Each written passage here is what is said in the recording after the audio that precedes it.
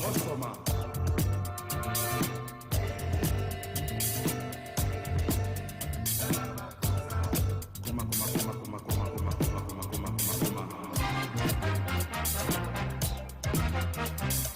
Tangativo umbu satanga neusama kosa. Anumuna sisi au yasama kosa. Amuna yeye, koma, samakosa.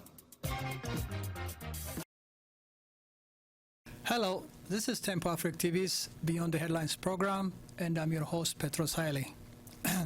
Today, our discussion topic is slave trade in the 21st century, Libya and elsewhere. According to the Middle East News Online, they describe the situation at the world's most vulnerable, fleeing war and poverty back home. Middle East News Online described the world's most vulnerable, fleeing war and poverty back home, being abused and auctioned off as slaves, a shocking danger facing migrants and refugees in Libya. It has been reported that hundreds of people are being auctioned in modern-day slave markets in Libya for as little as $400. To help us make sense of this tragic situation, today we have Gerald Montgomery, author and Geo-Africanist, and is also a spoken word artist. We have Alassane Savadogo, host of Africa and Development. And we have Jesse Mungru, author and educator. And on the phone line, we have Dr. Anthony Akubwe, Environmental and Technological Studies in St. Cloud State University. Before we start this panel discussion, I wanted to show you this 6 minutes video. Then when we come back, we'll go directly to the questions.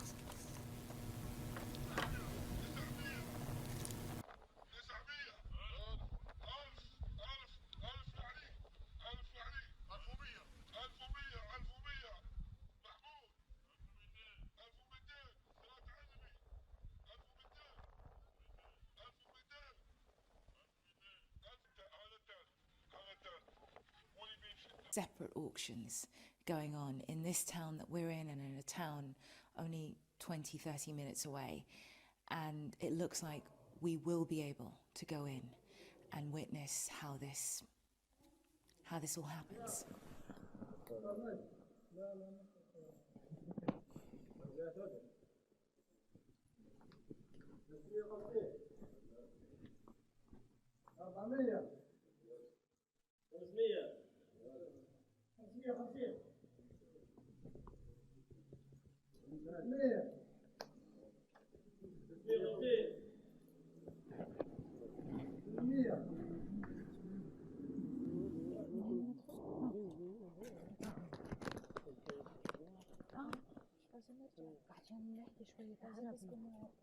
يعني بقدر هو مستمر من زمان؟ لا خلاص هو كان كم نفر؟ 12 نفر. I'm speechless. I don't know how to put this into words. There were human beings auctioning off other human beings. And even though there didn't appear to be any weapons that we can see, these people were brought out from that room one by one, and the whole environment, the whole feel was one of duress.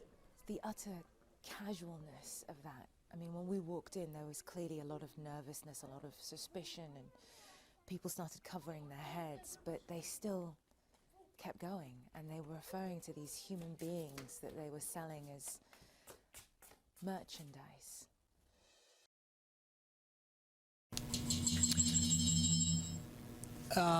Yeah, we'll finish the video later on. At least you got the picture. And now I'll go directly to the question, if I can start with Gerald. What slavery means in the 21st century, if you can describe it on your own words. Well, for me, slavery in the 21st century is simply confirmation. It's confirmation that the social, economic, and political infrastructure still exists, and I fear that they will always exist. It's confirmation that man is still man's sole predator, and it's confirmation that a human life, or the value of a human life, is as relative as is the many different currencies we use around the world. How much a person is worth varies as the exchange rate of any currency. Okay. Hear about slavery on the continent. With the presence of regional organizations, regional forces, Nigeria being a regional power, AU, the African Union, the United Nations, I don't understand why this should be happening in the 21st century. It's despicable in my view, very, very unbelievable. I'm not trying to define what slavery means. We all know what that means. Mm. But what it means to me is it's a shame on the world's second largest continent. Thanks, Jesse. And Alassane? Well, this is a sad situation still happening in this 21st century.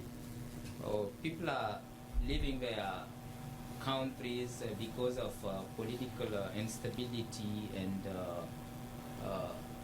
trying to find their way to Europe through Libya, and then they are being sold. It's like,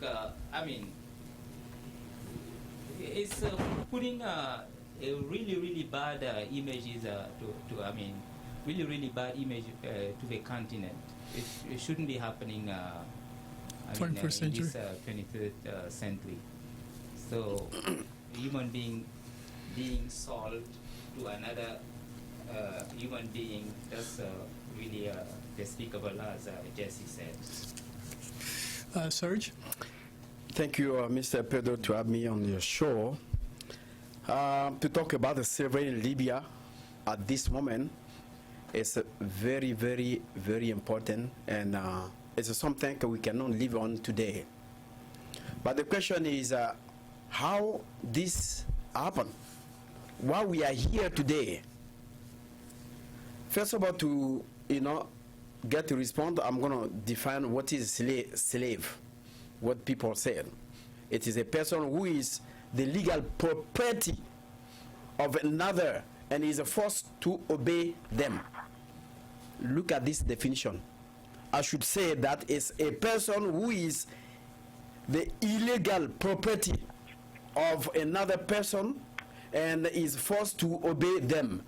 Look at, as human being, you are going to work with somebody who is kidnapping you for some purposes, and you don't get the pay for no reason because they have strength on you. But why this happened today? Why this happened?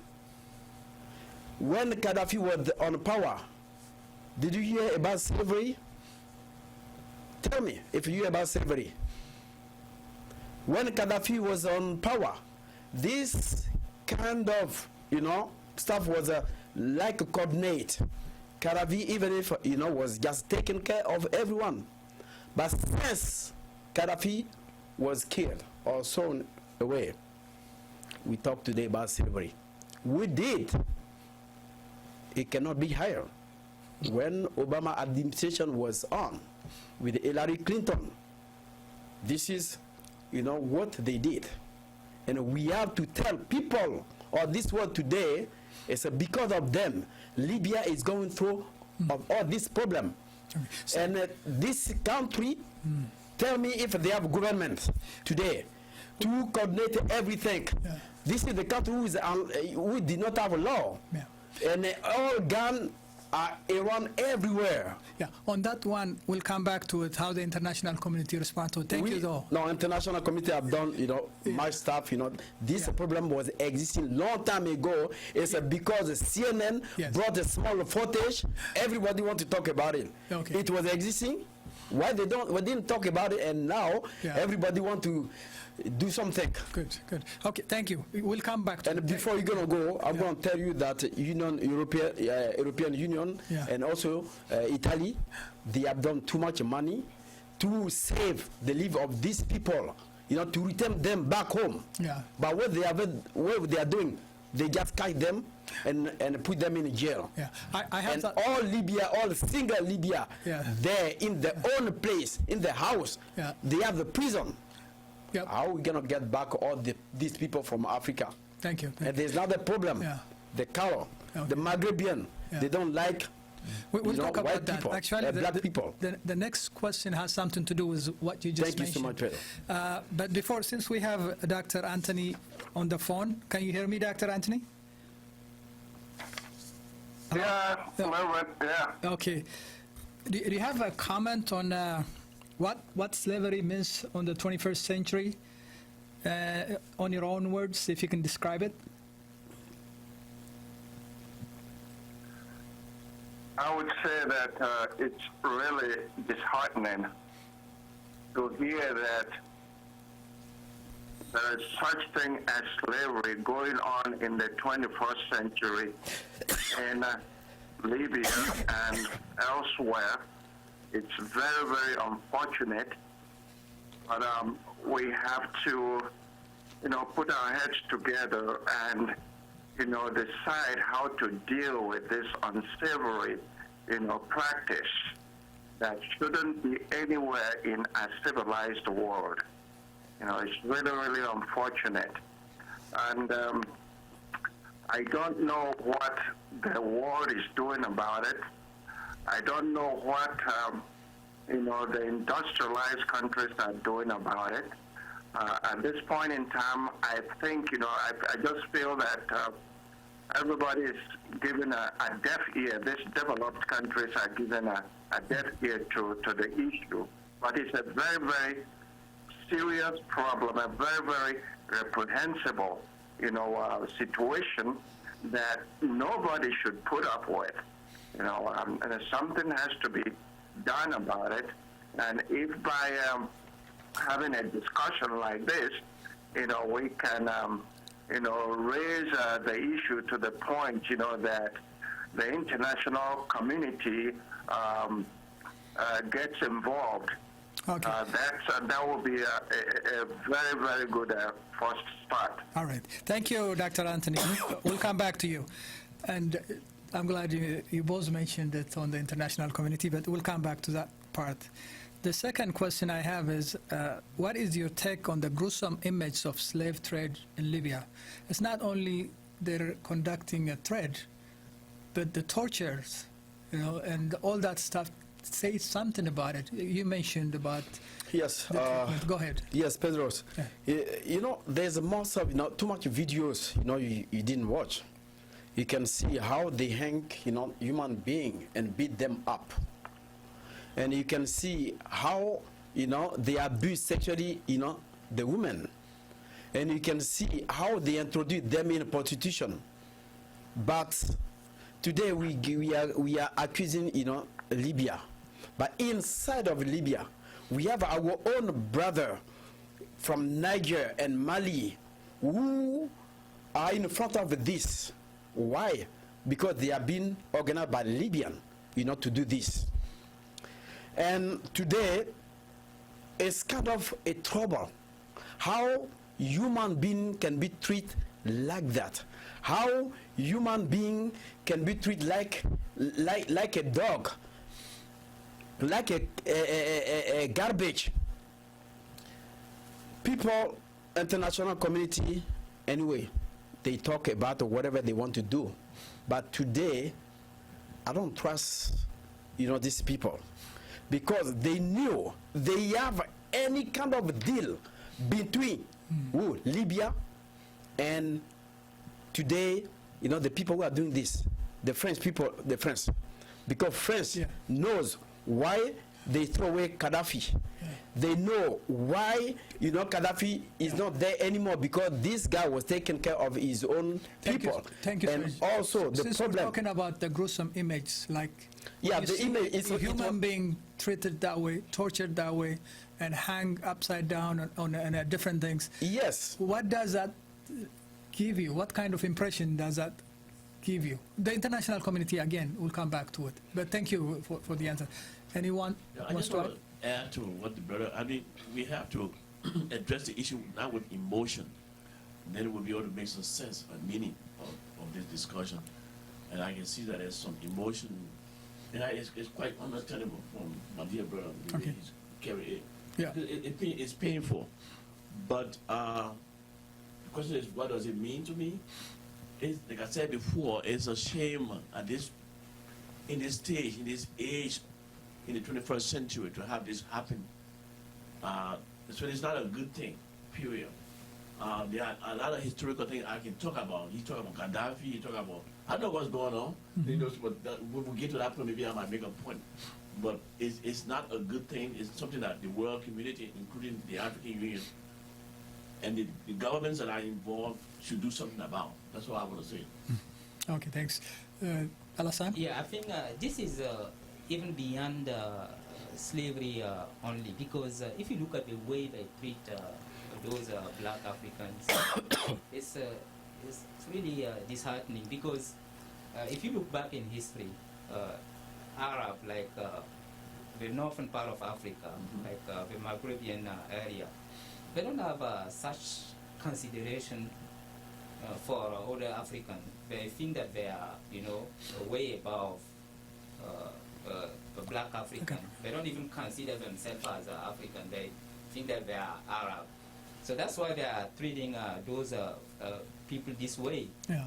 So it has been, even diplomats, I talked to, I have seen a diplomat mention that long ago, when they were saving in those countries, the way they treat black people is not fair. Thank you, Alassane. Gerald, do you have something to add? Well, so the images is probably the best thing that's happening. What shocks me is that we ignore human nature. We ignore the demons that are inside of us that we work hard at suppressing. And then when images are put in front of us, it's as if we're being exposed to something we've never seen or considered. And it's good. I mean, if you don't have that in your heart, that's good. Good people tend to be a bit more naive about things, and the creative ones are the evil ones often. But the images, again, are probably the best thing, because they are evidence of what we can do to each other, what we have done to each other. And again, until that thirst in us to be cannibalistic towards our own fellow man is quenched, this is something that can go whenever the infrastructure supports it. Okay. For you. Yeah. The cannibalism you talk about is the result of man inhumanity to man. And so when we get to the point where I can give some ideas about what this root of this problem is coming from. So Sahara Africa, North Africa, how North Africans perceive Africans, these are all there's just more to it than what we're saying on the TV. Okay. I just want to make sure we... Thank you, Jesse. Dr. Anthony, the same question. What is your take on the gruesome image of slave trade in Libya? Could you say that again, please? I don't know if you've seen the image that came out from the TV and networks, and it's extremely gruesome. So what is your take? Is it saying something to you? I have not seen it, but the little of it I saw about this whole issue I thought was repugnant, and should be repulsive to any decent human being to see fellow human beings being auctioned off, on a market, as if they were some produce or something. That is really reprehensible. And everything necessary should be done, to put this to an end. And I do not know the people who are responsible for this.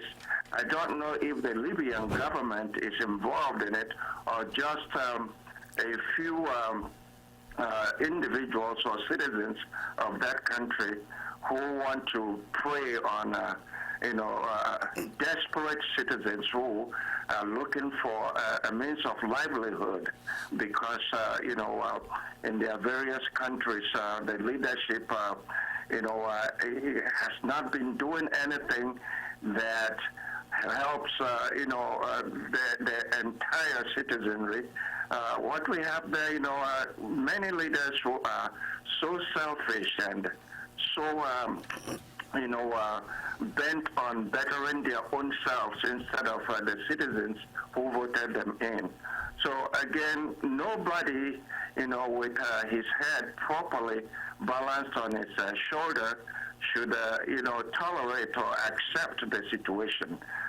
It's really, really offensive, and we have to, one way or the other, deal with that. Okay, thank you. The individuals you're referring to are the smugglers, right? Individual smugglers that has been taking advantage of the desperate refugees? That's exactly what it is. That's exactly what it is. And, we can't afford people looking the other way. Okay, thank you. And afford people, people who have the power to do something about the situation looking the other way, as if, it's no business of theirs. Okay, thank you, Dr. Anthony. My third question is, I cannot help it, but is there a historical legacy or connection to the current slave trade practices? Okay. Yep, so there is definitely a connection. It's almost as if they're using the same blueprint, the same permissions, the same hierarchy of the quote-unquote race of human beings is still at play. And because if these were white individuals, regardless of what country they came from, I'm pretty sure the reaction would be completely different, even if it's in the same location. In fact, I would say especially in the same location, if Africans were trading white individuals into slavery, regardless of their ethnicity, there would be a different reaction. So the burden of the stigmatization of being born inferior is still a burden of the black man, the African, and more so for the darkest among us. So as outdated as that is, we are still in a position in all corners of this globe to outperform our counterparts just to stay equal with them, or to constantly prove ourselves, or to constantly reassure everyone that we are not angry or that we are not explosive. So with those things going in all different nuances, this is just the worst leverage of that. Thanks. Jesse. Just want to piggyback on what the brother has said. Yes, there is a historical connection. There's also racial connections, and so that's what is evolving here. We know that Sub-Saharan Africa, for the most part, are dark-skinned folks, and North-Sahara are folks who are from Libya, Tunisia, Egypt, Algeria, Mauritania. The list goes on, and Northern Sudan. I know the history because I'm a historian. I also know a lot about what's going on. Gaddafi also in his hometown in Sitri was where AU was born. He was kicked out, but even to the time when he was kicked out, African leaders were coming to stand by him. So there's some retaliation going on while the black Africans, who for the most part when you're in North Africa, you are considered Africans. They don't consider themselves Africans. We know that in the geography of the continent. So there's more to it. So there's a historical connection, there's racial connection, but there's no place in the 21st century for this to be happening, no matter what color or skin a person is, for any human being to be treated bad. And I think there's a way that we can defeat evils. And it must happen. Alassane? Yeah, as he said, there is a, I mean, historical and racial connection. Because if you look at Mauritania, they have two kinds of individuals, like the black with dark skin and light skin. But the light skin are using the black as a slave. It's still happening today. But media are not just talking too much about it. This one is just because CNN got into it and then revealed it to the world. That's why they're We start making talking about a big thing around it. Thank so, you. yeah, as I said, I don't know why. I'm just thinking about how black can just, I mean, be a way part of that consideration, because we don't, you know, we don't have consideration in front of those light skin. Thank you. Serge? Yes, Pedros. Yeah, talking about the connection, you know, this is way to some countries who has some offices and recruit, you know, some people to go in Libya or to go in Lebanon or to go to Morocco to work there, and people pay them money, and after that, when they take this money, they can return to, you know, in their own country, but sometimes they don't get the paid. They you know, people who hold them take their passport, but the person who contact, you know, the company, he doesn't know exactly what is going on over there, but he got all his own money. And this connection have been, you know, for a long time ago. Today, while I'm talking to you, there was another girl in Morocco. I was talking to her. She had been in Morocco for how long? For like a five you know, month. But she don't have a, you know, a passport was, you know, with the other people who hold her. And the problem is she don't get the pay. And sometimes when she get the pay, it's kind of a problem. Or if they don't want to pay you, they just tell you to go. Or they're gonna beat you up, or they're gonna put acid on you. But this one, nobody can see it. It's today, CNN said this is what's going on. And when CNN do this, let's ask, you know, question, you know, for everyone. Why CNN showing this video? What CNN was trying to do? You know, French people, they set up their border. They put more money for African people not to cross the border and go to their country again. Now they give too much money to Libya and other country, yeah, to Libya. But the problem is, you know, who to blame for African migrant slavery in Libya? I'm gonna just blame, you know, France, because France, they come over to colonize us. They take our own wealthy. They, you know, govern us, and they have to tell us what to do. But if we want to go to their own place, it's because we don't have any opportunity, because they install some people, some puppets, you know, in our country, and we can go and set up our own development. Okay. And this is 60 years today or 70 years today. We do not have any independence to implement our own development, and they have to give us all the time, you know, to the lesson. Okay. If you hear about what's going on, you know, in this French country, people, it's a very amazing situation. You say it's deep-rooted, it has some history behind it. Okay.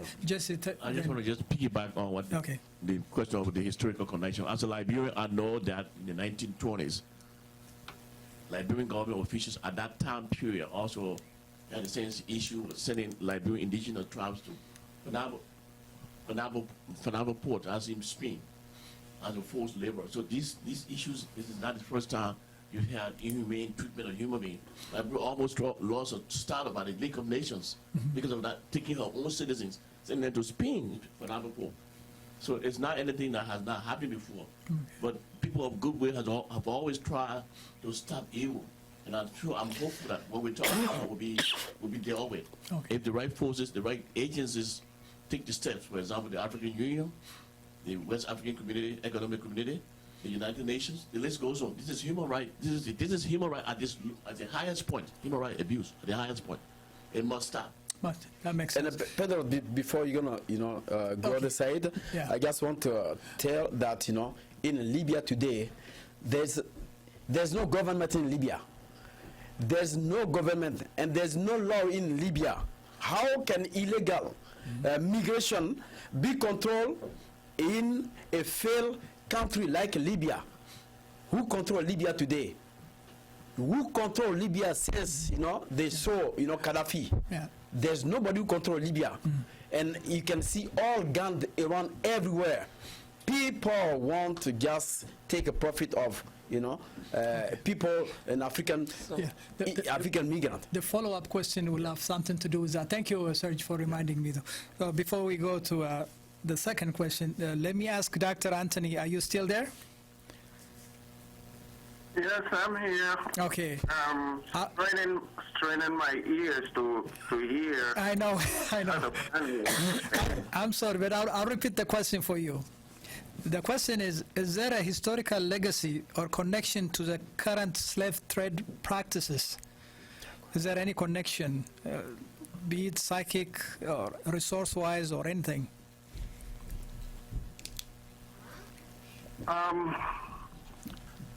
I don't think it's a matter of connection. I think it's a matter of desperate times, calling for desperate, despicable, behaviors.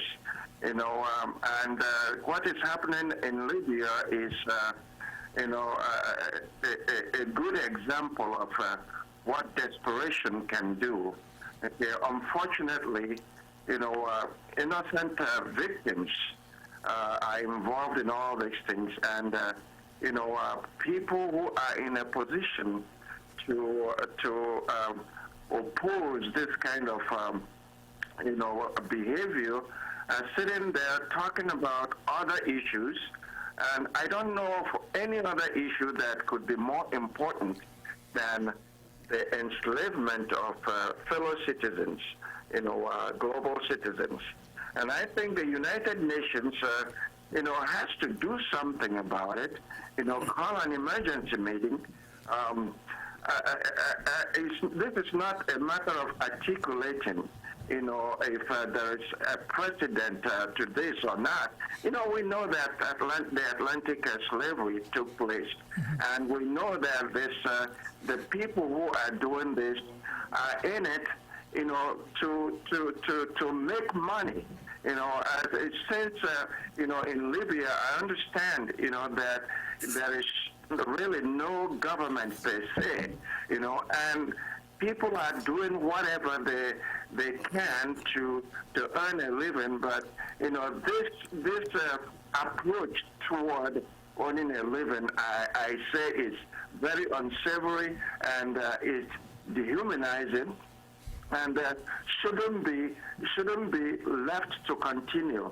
And the people with the power to stop this instantly are not saying anything. And the African Union that I expected to, jump into the situation and put it to an end, apparently are not doing anything. So I don't think the issue here is whether there is a connection. It is something that is happening now, the reality on the floor right now. And what we need is to articulate, a strategy, that would combat this, unsavory, issue. And we should be concentrating on, finding a means to appealing to the African Union, appealing to the European Union, appealing to anybody that, is human enough to see what is going on as deplorable and unacceptable. Okay. Thank you, Dr. Anthony. This next question, I know I interrupted you. You were going to say something, but I'll include it on the next one. The next question is, which countries are affected by this tragic reality and why? For example, on CNN report, they mentioned 6 countries, 3 from West, 3 from the Horn of Africa. West being Nigeria, Ivory Coast, and Gambia. And from the Horn of Africa, they mentioned Eritrea, Somalia, and Sudan. And also Burkina Faso. Burkina Faso, yeah. And Guinea-Conakry, yeah. Oh, yeah. They mentioned it probably later. Chad and Niger also mentioned. Why do you think this is?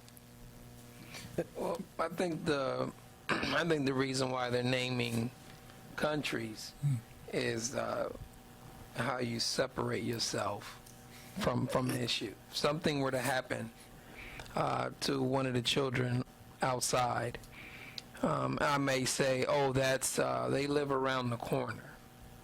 That child lives on the other block. I'm trying to distance myself from either being a part of the solution or distance myself emotionally from what's going on so that I don't have to have buy-in. So anytime we relabel something or label something, we can dismiss it. My brother has an opinion, I say he's a black Republican. Completely discount whatever argument he had made prior to me giving him a dismissive label.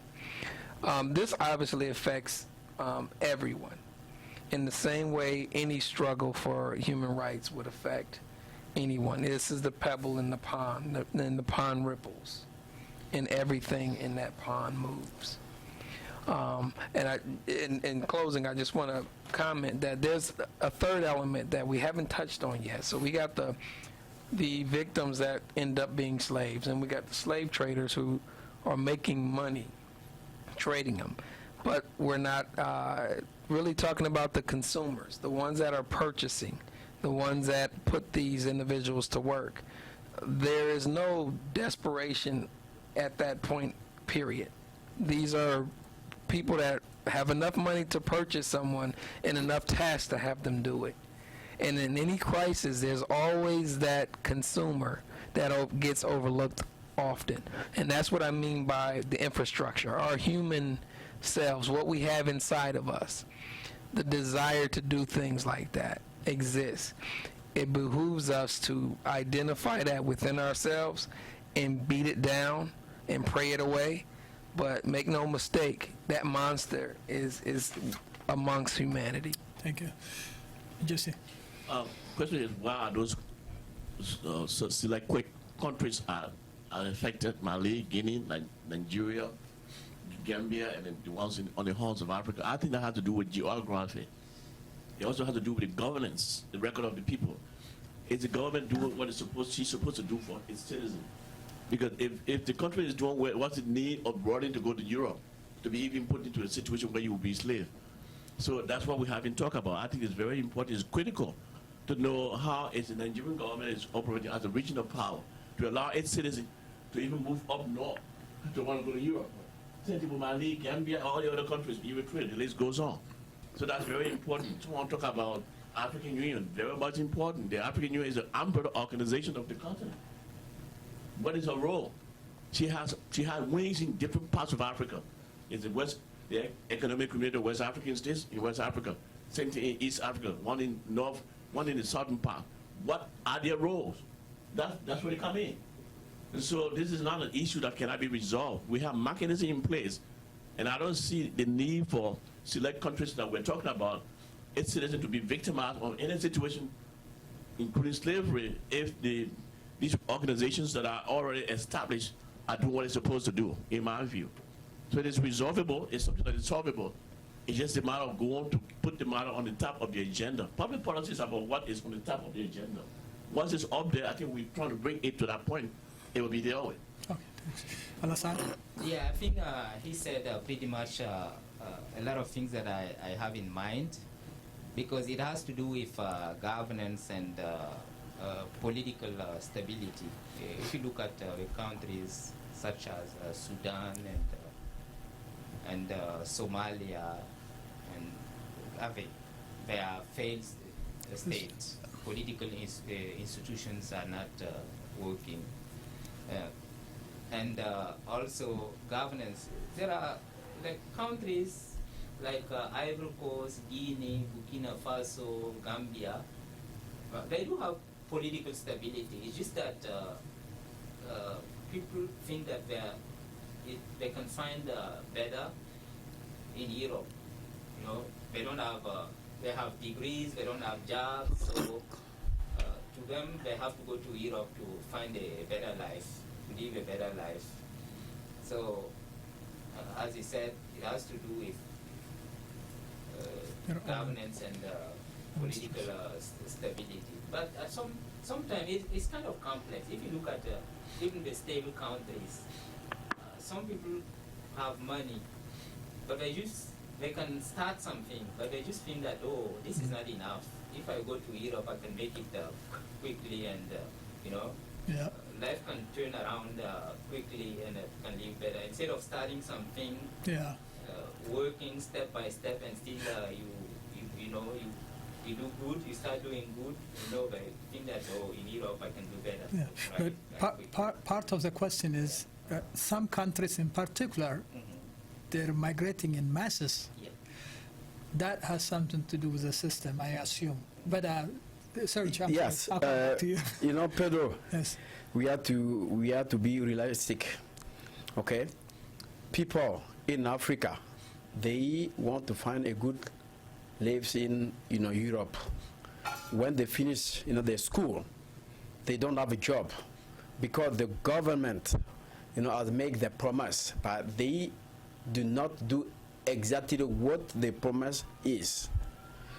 People, even if in the government, the government is hiring the person he knows, it's ethnic group, you cannot find a job. The brother Jesse was talking about African Union. Mr. Jesse, I'm going to let you know that the African Union is ruled by United States and Europe. In African Union, we have an office we call office shadow.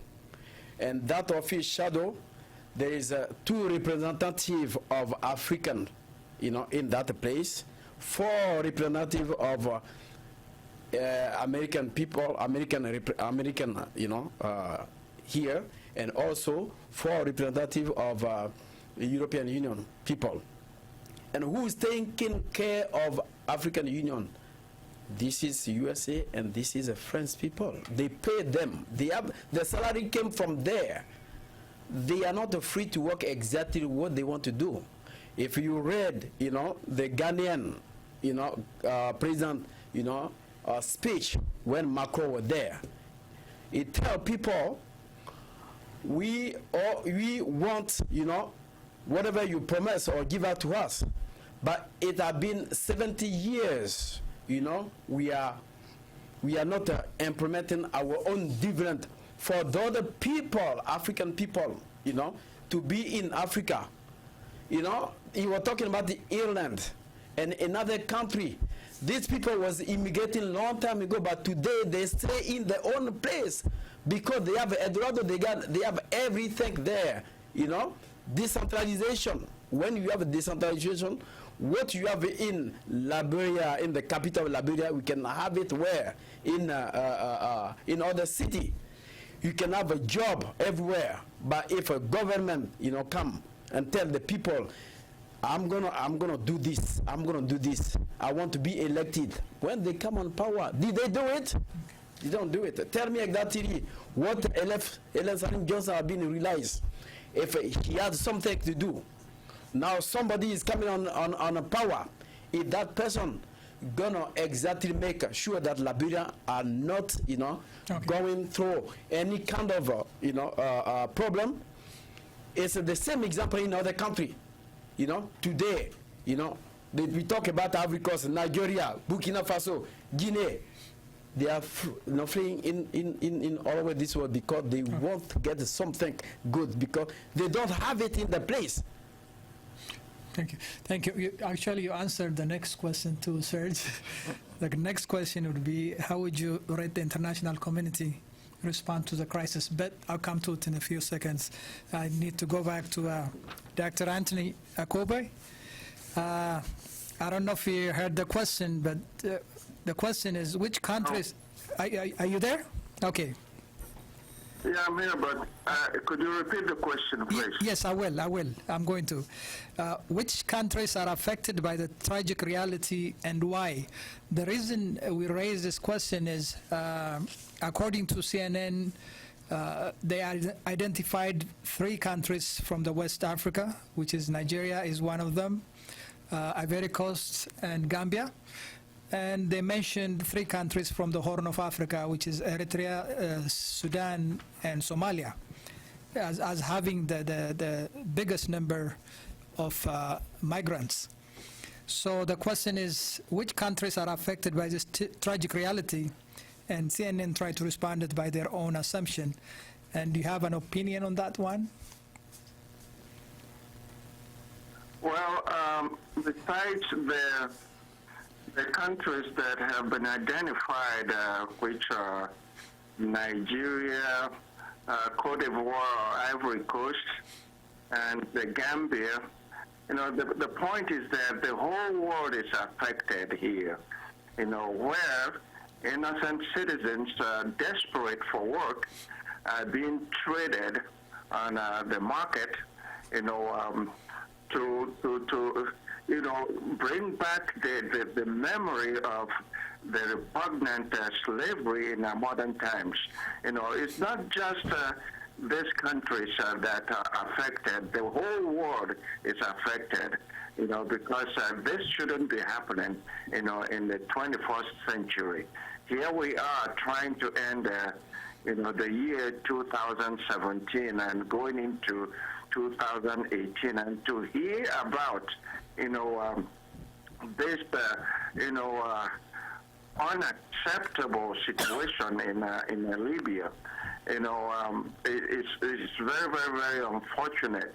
And I am disappointed that, those who are in a position to do something about the situation, are not even saying anything.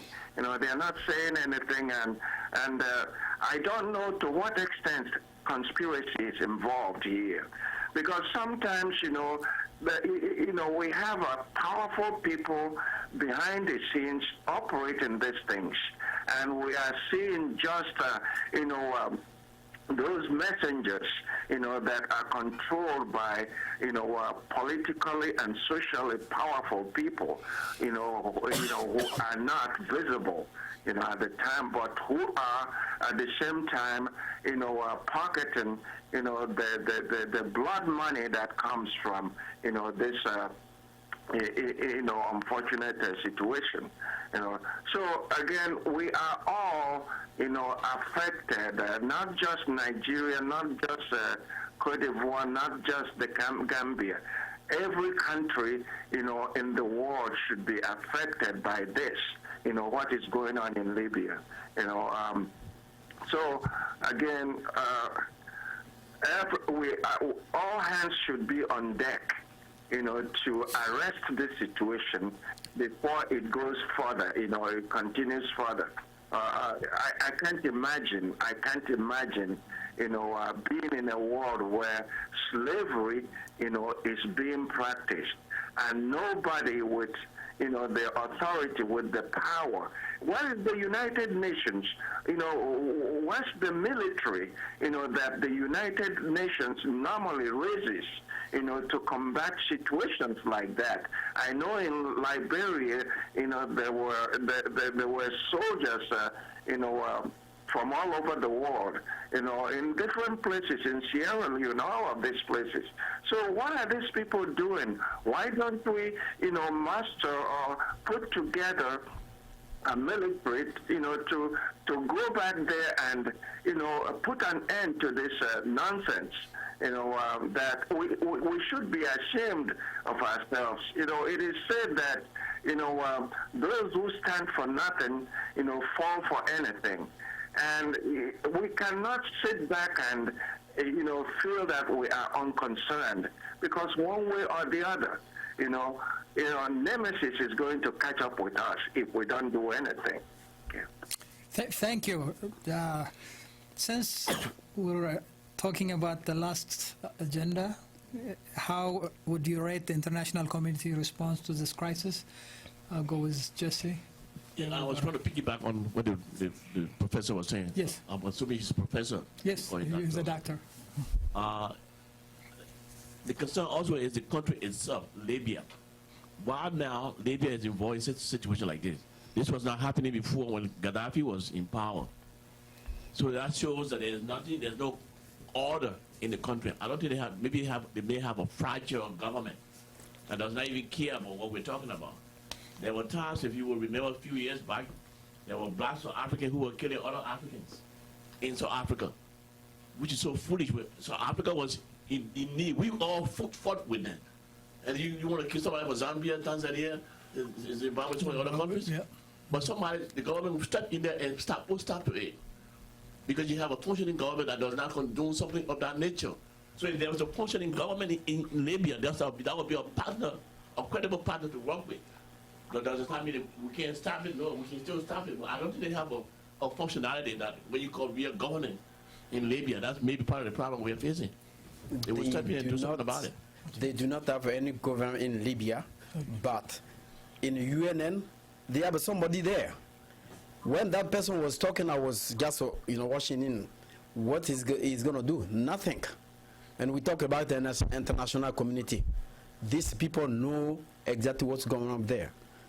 When talking about the international community, they say they are peace sucker, but you can tell today they are, they are peace maker, but they are not peacemaker. They are peace sucker. In your country, if there's a war there, at that moment we can talk about, UNN. And when you talk about the international community, who is involved in the international community? This is the same people. They are eating together, doing everything together. They know what is going on in Libya. And you want me to tell you some truth? Get ready. The problem is, today, when people go in the Mediterranean and they die there, they know why, they die there. They're going to take that, body and sell it, the human organ. There's a deal that they don't want you to know, and you should know. That's why they don't brought it out. And they say international community, they have a meeting and they're gonna send troops there. They're gonna send troops there, but no government, lawful in Libya. How are they gonna coordinate all this? They're gonna go to every, Libyan houses, because each Libyan got their own jail. And they have their own slave. They are working for them in the bush, in everywhere. No pay, they don't pay them. Some people escape and came out to tell us, most of truth. I didn't tell you that I'm in connection with the people, but I talk to people all the time, and I know what they are doing, what they are saying. The same international community, they cannot do anything. This is the people who want to impose the law, and today, if you see Togo, we're going to talk about all this later. Togo has been in trouble. But the same people, how many years? 50 years. And how many years these people was governing? The father was there. And after that, this is the son. And he's still there. He don't want to make the reform of the constitution. This is how people are living. Most of people in that place, they are suffering. That's why they can go from that country to other country. And today, why they are talking about West Africa only? West Africa only. Because this is the same people who put on the power the other people to work for them. The salary came from here. They have been paid from here. After, they thrown, you are not, president anymore, they cut off your salary. Okay. You understand? No, I don't trust, International community. international community. Alassane, do you have something to add to it? Or? Oh, no, I mean, I'll skip it for now. Okay. Gerald? Well, I mean, obviously, we see the video. This is something that we all agree. We should be watching the video tomorrow about liberation, right? I mean, it's cut and dry to us. So, to this point, there hasn't been any action that I'm comfortable with or that I'm happy with. I do know that, looking at the videos and looking to the issue, I do know that they're using a legal trick to do the slavery. So as opposed to it being barbaric, where they just go and grab someone from somewhere, Yep. they're using the old trick of peonage. And we have peonage in this country to a certain degree. That's what prison is about. Constitution says there'll be no slavery in U.S. territories except for basically in prison. By due process, you end up in prison, and then you can be forced to produce or forced to comply with mannerisms. So they're using peonage, so they're creating a system by which those who are traveling for better life or fleeing a situation is being tricked to inherit a debt, or tricked into a situation where they create a debt, and the person's keeping charge of the monies that they make is not giving them the total. It's almost like a credit card. Debt is still accumulating. Their income is less than the debt and the interest that's accumulating. They have no idea how much they're working off and how much is left. I'm pretty sure these slave trades are, if you asked them outright, they'd probably say what they're selling is the debt that the person owes. And they're they're lining them up in the same format as, they lined us up before.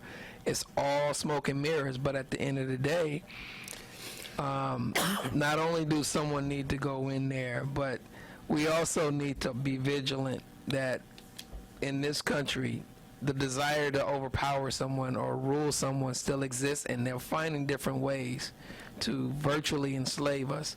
So that's what I want to say today, is that in all of us, in all of humanity, there's something that we all need to be vigilant about, because a version of this could happen here. Thanks. One more question, Dr. Anthony. You can hear me, right? Yeah. Okay. I know you alluded to it. You mentioned it a bit. How would you rate the international community response to the crisis? I know you talked about it a little bit, but if you can elaborate a little more. Yeah, you see, the response has been sporadic, not united or unified. People are not speaking with one voice, and therefore we're giving this people the impression that we are not really serious about tackling this nefarious transaction going on. The international community has to speak with one voice. At this time, the response is sporadic at best. I think it should be better than that. I think, that we possess, what it takes to really confront these people, whoever is behind it, because I'm sure, that what we are looking at, those people who are doing the really, are messengers who are working on behalf of the people we don't hear about. Because if, the responsibility of those people who are actually doing the trading, I think, we would have stopped it a long time ago. But there are some unseen, powerful people, who are behind all of these things, and the kind of response that I'm hearing, I'm reading about, is nothing close to, anything that would make a dent in what is really going on. And it is an urgent situation, and an urgent situation calls for a very urgent, articulated, and effective response. Thank you, Dr. Anthony. Final. Yeah, I know you want to close, but I just want to add something quick. Yeah. And when Doctor was saying about we supposed to stop this a long time ago, like I said, when Gaddafi was there, this situation, was not, there. It wasn't there. But since he died, the situation, start. The situation start. And also, if there is no law in Libya, if there's no government in Libya, how can we stop this? How can United Nations, overcome with a strategy and stop this? They can't stop it. Thank you. They can't stop it. And this is what Hillary Clinton said. She said Africans are being sold at the Libyan slave market. I said, thank you, Hillary Clinton. Whose fault was this? It's your own fault. It's Obama administration's fault, because they know what they were doing. They know why they kill Hillary with a NATO, because of oil field. And today, Libya is in a big debt. They are struggling. The government failed. And with the failed government, how they can control all this situation? Tell me about it. That's your opinion. Good point. Alassane? Yeah, I think it's kind of complex, the situation in Libya, because Gaddafi ruled for a little bit over 40 years. And then he wasn't able to put in place a strong political institution, you see.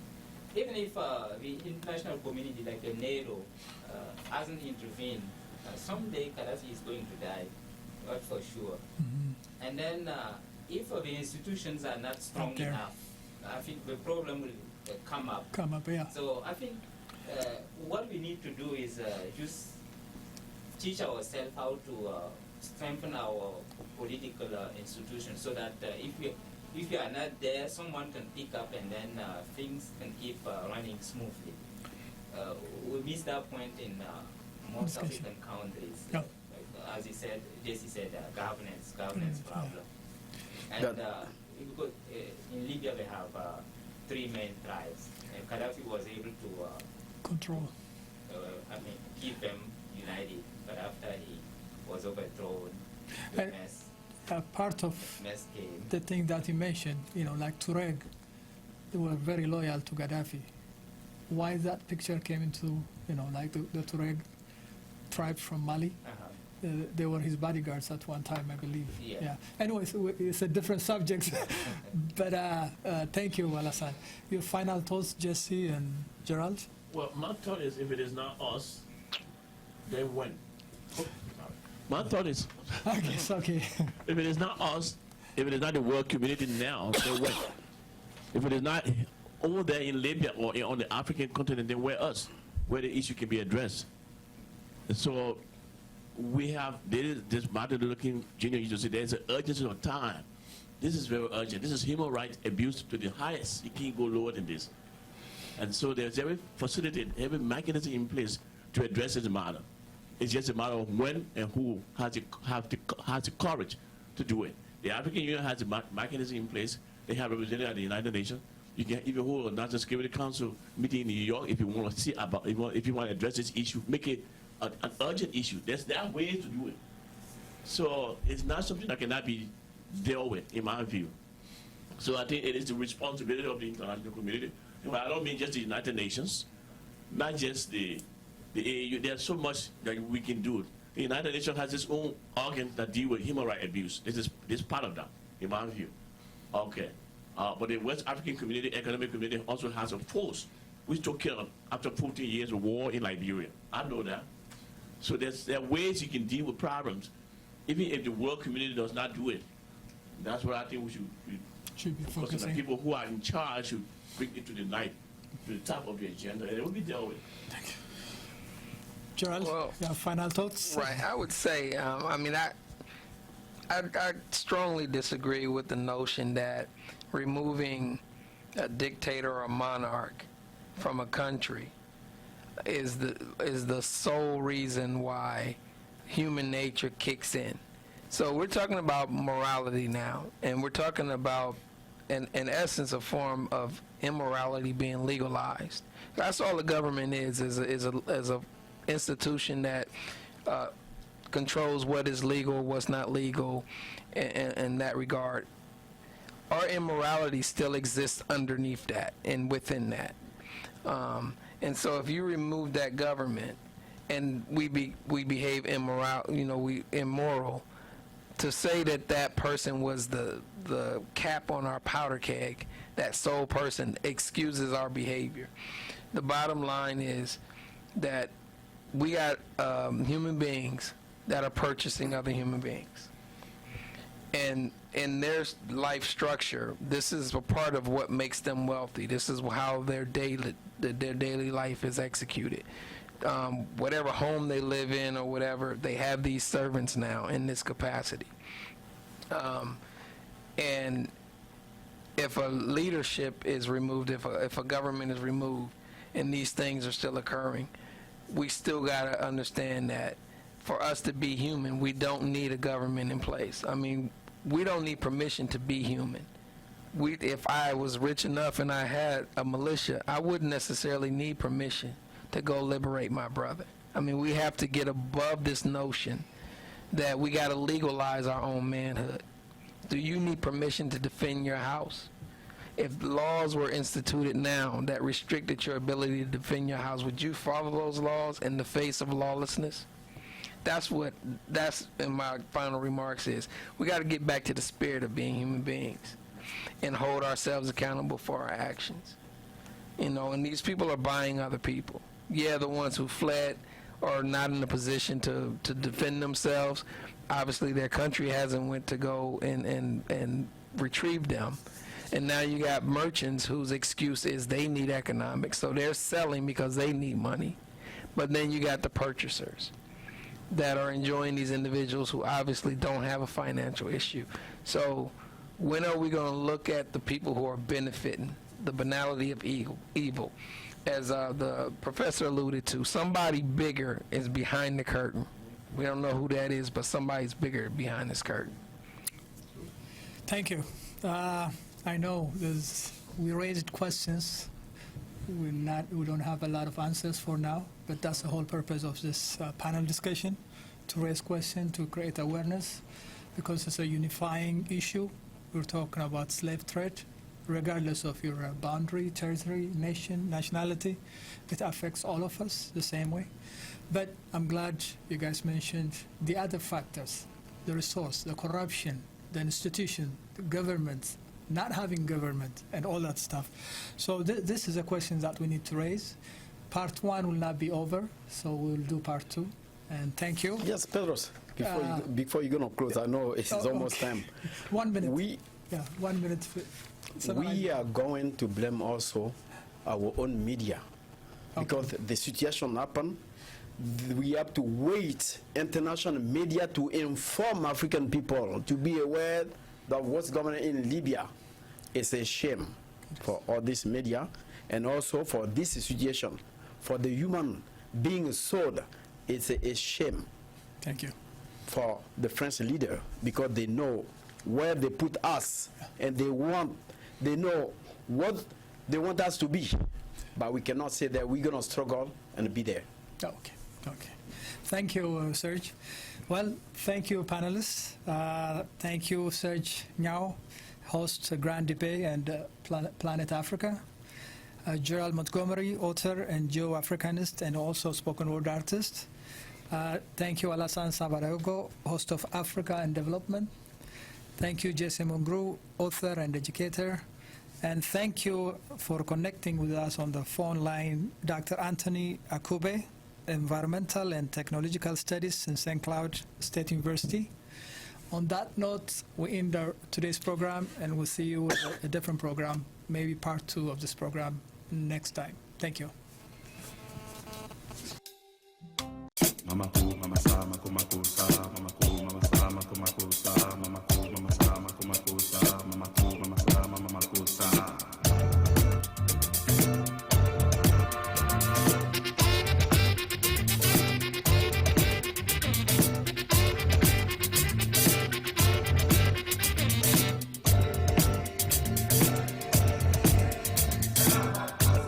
Sumanye.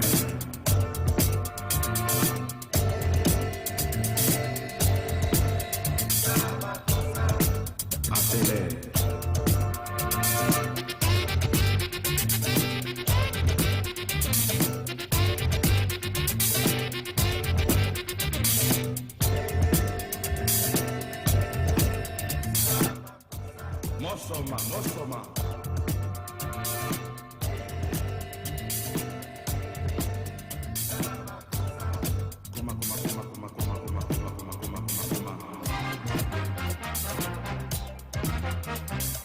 Tangativo, ombusa tanga, neusama kosa.